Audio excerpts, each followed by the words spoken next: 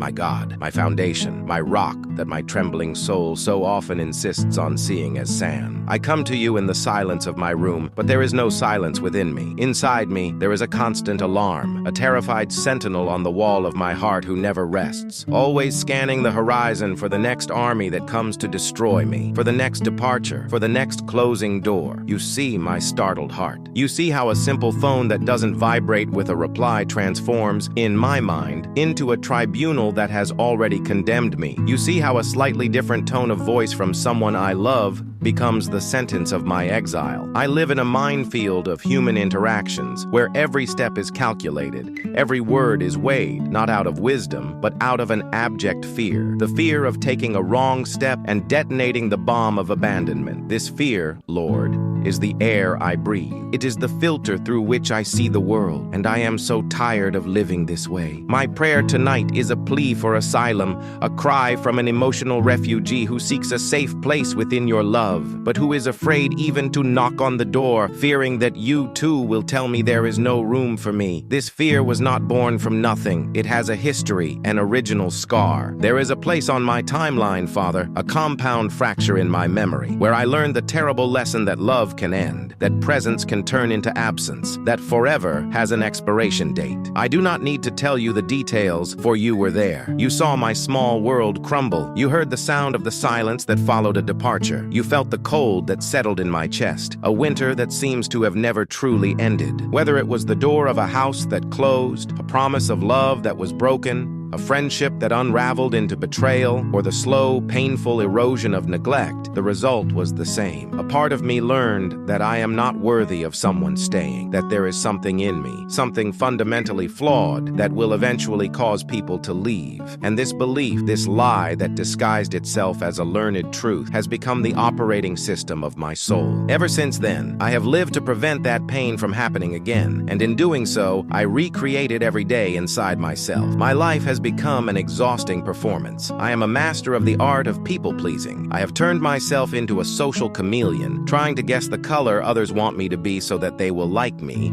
so that they will not grow tired of me. I say yes when I want to say no. I smile when I want to cry. I agree when I disagree. I nullify my own needs, my own desires, my own boundaries, because a part of me believes that my true self is not good enough to be loved. My true self is annoying, needy, problematic. So I present an edited version, a light version, a low-maintenance version of myself, in the hope that this version will be more palatable, easier to keep around. But this comes at a terrible cost, Lord. The cost is that I never feel truly seen or known. And when someone shows me love, a part of me cannot receive it, because I know they are not loving me, but the character I have created. It is a deep and dizzying loneliness. The loneliness of being surrounded by people and yet feeling like an imposter, an actor afraid that at any moment the mask will fall and everyone will run away in horror at what they see underneath. And this vigilance is constant. I have become an expert in emotional semiotics. I analyze every word, every pause, every facial expression, every emoji in a text message. I am a detective looking for clues of a crime that has not yet happened. A short reply. He's angry with me. What did I do? An invitation that didn't come? They are excluding me. They no longer want my company. A day without contact? This is the beginning of the end. The slow fade is starting. My mind is a machine for creating narratives of rejection from the most neutral data. I live in a state of high alert, and my nervous system is depleted. There is no peace. There is no rest, because the sentinel of abandonment never sleeps. And the tragic irony is that this behavior of mine, born from the fear of losing people, often ends up pushing them away. My neediness, my constant need for reassurance, my anxiety, all of this can become a burden to others. And so, my prophecy of abandonment becomes self-fulfilling. I fear departure so much that I end up creating the conditions for it to happen. It is a perfect prison whose walls are built with my own fear. And the most painful part of all, my God, is that I have brought this trauma into my relationship with you. I project onto the heavens the wound I received on earth. Your word tells me that you will never leave me nor forsake me. Your word tells me that nothing can separate me from your love. My mind knows this, but my trauma, lodged in my bones, in my soul, screams louder than your promises. I look at you, and I see not a perfect father, but the divine reflection of those who failed me. I am afraid of you, Lord. I am afraid that your love is also conditional. I am afraid that you are taking note of my failings, my inconsistencies, my sins, and that one day your patience will run out, that you will look at me and say, "Enough, you are too much trouble. You are a lost cause," and that you too will walk away, that your silence, which for others might be an invitation to contemplation, for me becomes proof of your withdrawal. Every sin I commit is not just a transgression of your law. It is an existential risk. It is giving you the reason I have always expected you to find to leave me. And so, my spiritual life is an anxious dance on a tightrope. I try to be the good Christian, the perfect child, not out of an overflow of love, but out of a terrible fear of being orphaned once more. I try to earn a grace that by definition is unmerited. I try to pay for a love that you tell me is free. And in this crazed attempt, I lose the joy, the spontaneity, the intimacy of simply being your child. I am more a fearful servant than a beloved son in your kingdom. Father, my prayer today is simple. Before you heal me, calm for a moment, the terrified sentinel who lives on the wall of my heart. Decree a ceasefire in this internal war. Silence the voices of anxiety and constant analysis, so that in the quiet that follows, I might have a chance,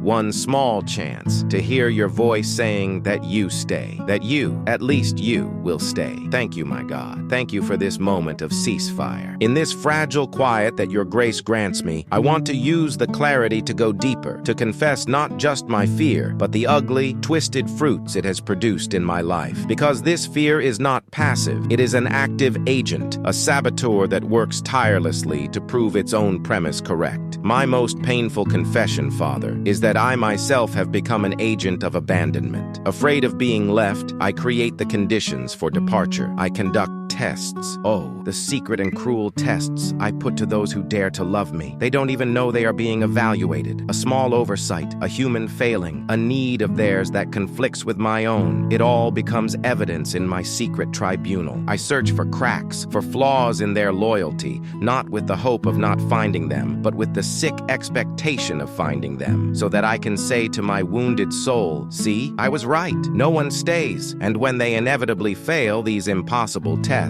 a part of me feels the pain of confirmation, but another part feels a perverse relief, the relief of one who predicts a catastrophe and feels justified when it happens. And when love gets too close, when intimacy becomes too real and therefore too dangerous, I execute my preemptive strike. I push people away. I become cold, distant. I start an argument over a trifle. I point out their flaws with surgical precision. I build a wall of silence. I do everything I can to create a safe distance, to force them to retreat. It is the crazed logic of, "I will leave you before you can leave me." I prefer the controlled pain of a wound I inflict myself to the potentially annihilating pain of being caught by surprise by your goodbye. I prefer the loneliness I choose to the loneliness that is imposed upon me. And so, I sabotage the very connection my soul craves. I destroy the bridges that could lead me to the land of belonging. And then, in the aftermath of my own destruction, I sit amidst the rubble and weep, telling myself and you that, once again, I have been abandoned, conveniently forgetting that I was the one holding the sledgehammer. Forgive me, Lord, for this self-sabotage. Forgive me for hurting those who try to love me. Forgive me for having more faith in the inevitability of pain than in the possibility of your healing power in my relationships. The other side of this coin is my complete inability to receive love. When someone offers me a genuine compliment, my first instinct is suspicion. What do they want? When someone does me a favor, my mind goes into calculation mode, trying to figure out the hidden debt I have just incurred. When someone expresses affection or admiration, a voice inside me whispers, "They only say that because they don't really know you. If they saw the real you, they would run." The love of others, instead of being a balm, becomes a source of anxiety,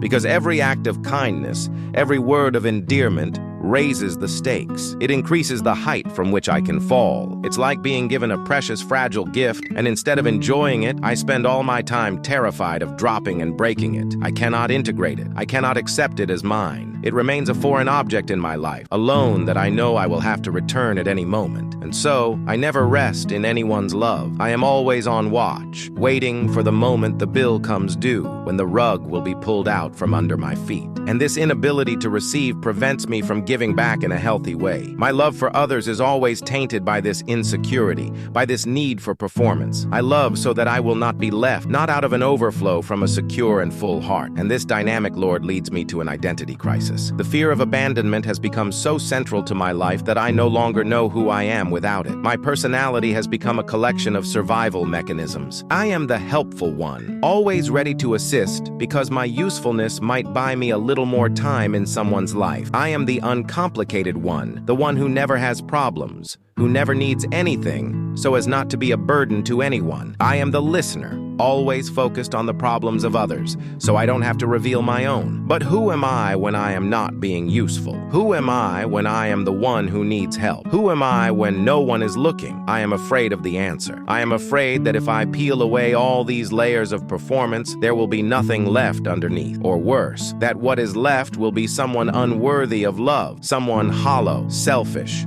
broken. My identity has been built on the shifting sands of others' approval, not on the rock of your acceptance. And so I do not know who I am in my own eyes, let alone in yours. I ask you, Father, help me to do this archaeological dig. Help me to remove the layers of fear, the false personalities, the survival strategies, and to find the original me that you created, the me that is buried under the rubble of my trauma. I want to know myself as you know me. I want to learn to like the person you created, and that brings me back to you, to our relationship. In the first part of my prayer, I confessed my fear that you would abandon me. Now I want to confess a deeper sorrow, my grief over my inability to trust that you stay. It is the mourning for my own unbelief. My heart aches, not because you are unfaithful, but because I am unable to accept your faithfulness. Your constant loving presence is like a gentle rain falling on dry, impermeable land. The water is there, the offer is there, but my soil, hardened by the drought of past abandonment, cannot absorb it. And I grieve for this. I grieve for the intimacy we have lost because of my distrust. I grieve for the joys I have not enjoyed, the risks I have not taken, the peace I have not felt, because I was too busy watching the door, waiting for you to leave too. I ask you, Lord, to help me to mourn. Help me to weep for the original abandonment in a way that processes it, that puts it in its proper place. Help me to separate the person or people who failed me from your person, who is faithfulness itself. Help me to see that projecting their betrayal onto you is the greatest of injustices. They were human and fallible. You are God and unchanging. They could not or would not stay. You have promised that you will never leave. O Lord, let this truth begin to penetrate the deepest layers of my being. Let it become more real to me than my own pain. I do not ask you to erase my memory, but I ask you to redeem it. May the scar of my wound, instead of being a point of constant pain, become a memorial to your healing presence, a reminder that even when everyone else left,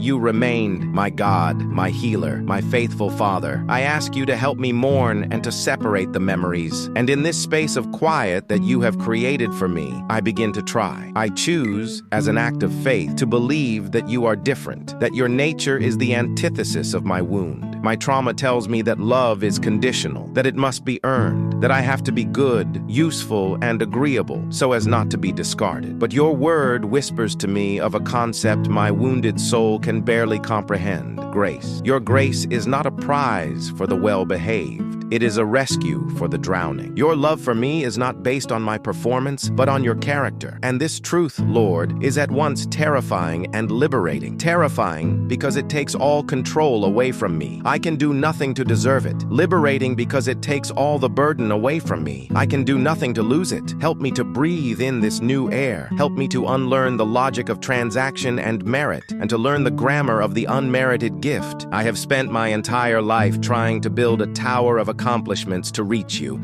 to prove my worth. And now you ask me to come down, to abandon the tower, and to simply receive your love with empty hands. It is an act of disarmament. It is an act of radical trust. And I choose, here and now, to try to do it. I choose to believe that your love for me does not waver when I waver, that your presence does not withdraw when I feel distant. My trauma tells me that presence is temporary, that goodbye is inevitable. But you are the God who defines himself as I am. am, the God of eternal presence. You are not a visitor in my life. You are the dwelling itself. Your promise, I am with you always, even to the end of the age, is not a poetic wish. It is a declaration of your nature. You cannot abandon me, just as the ocean cannot abandon its own depths. Being present is who you are. Let this truth become the new foundation of my soul, so that when the anxiety of abandonment begins to rise, I can counter it with this reality. I am never alone. Even when I feel alone, I am not alone. Even when everyone else leaves, you remain. You are the constant witness of my life, the silent companion in my nights of weeping, the friend who knows my darkest thoughts and yet does not turn away. This truth must become my new north, my new anchor. I ask you to transform this theological knowledge into a lived experience, a certainty that calms my nervous system and silences the alarm that rings incessantly within me. My trauma whispers to me in the voices of fallible parents, friends, or lovers. But you are the perfect father, the faithful friend, the love that never fails. Help me, Lord, to let your perfect fatherhood heal the wounds of my earthly experience. Help me to heal the inner orphan who lives in me, who is always waiting to be put out of the house. Adopt me again today. Show me what it means to be your child, not a fearful servant. Show me that in your house there is safety, there is provision, there is acceptance, based not on my behavior, but on my birth, on the new birth you have given me in Christ. I want to learn to live like an heir, not like a beggar. I want to learn to rest in the certainty of my sonship. I want your voice as a loving father to become louder in my mind than the voices of my past wounds. May your approval be the only applause I seek, the only opinion that truly matters. May the security of your eternal embrace become my true home, a refuge from which I can never be cast out. And this new reality, this new identity, must translate into action. It cannot be just a fleeting feeling. Therefore, I commit to you to begin new disciplines, new practices of faith to rebuild my mind and my heart. The first discipline is that of truth. When the lie of fear tells me you are going to be abandoned, I will actively combat it with your truth. I will never leave you nor forsake you. I will memorize your promises of faithfulness and use them as a sword against the thoughts of panic. I will turn my mind into a battlefield where your word has the final say. The second discipline is that of calculated vulnerability. With your wisdom, I will begin to take small steps out of my fortress of self-protection, perhaps by sharing a real feeling with a safe friend, perhaps by saying no to a request, to prove to myself that my value does not lie in my ability to please, perhaps by asking for help, admitting a weakness, and seeing that the world does not end, that true love does not flee in the face of imperfection. I need new experiences that contradict the lie of my trauma. I ask for your courage to create these new experiences. The third discipline, and perhaps the most radical, is that of learning to receive. I commit to trying to see every compliment, every act of kindness, every gesture of love, not as a trap or a loan, but as a gift of your grace, mediated through other people. I will practice saying thank you without disqualifying the praise, without feeling the need to return it immediately. Receiving love will be my new act of worship, because in doing so, I will be agreeing with you about my worth. I will be defying the lie that I am unworthy. Every time I accept a gesture of love without suspicion, I will be dismantling my prison, brick by brick. I know that the healing will not be instantaneous. The scars of abandonment are deep. The fear will not disappear overnight. There will be days when the panic returns, when the old narrative of rejection will seem more real than your truth. On those days, I will not condemn myself. I will simply return to you, to this place of honest prayer, and I will begin again. I will surrender my fear to you again and again and again, as many times as necessary. My hope is no longer in a perfect, scarless cure, but in your constant presence in the midst of my imperfect and ongoing journey of healing. My security will not come from the absence of fear, but from the certainty of your love, which is greater than my fear. I will learn to walk the tightrope of life, not with the arrogant confidence that I will never fall, but with the humble trust that if I do fall, your safety net of eternal, unshakable grace will always be there to catch me. And that, my God, is all I need to know. My life will no longer be defined by the fear of being abandoned, but by the certainty of being permanently yours. Amen. Did this prayer resonate with you? Please share, leave a comment, and subscribe for more messages of faith and hope.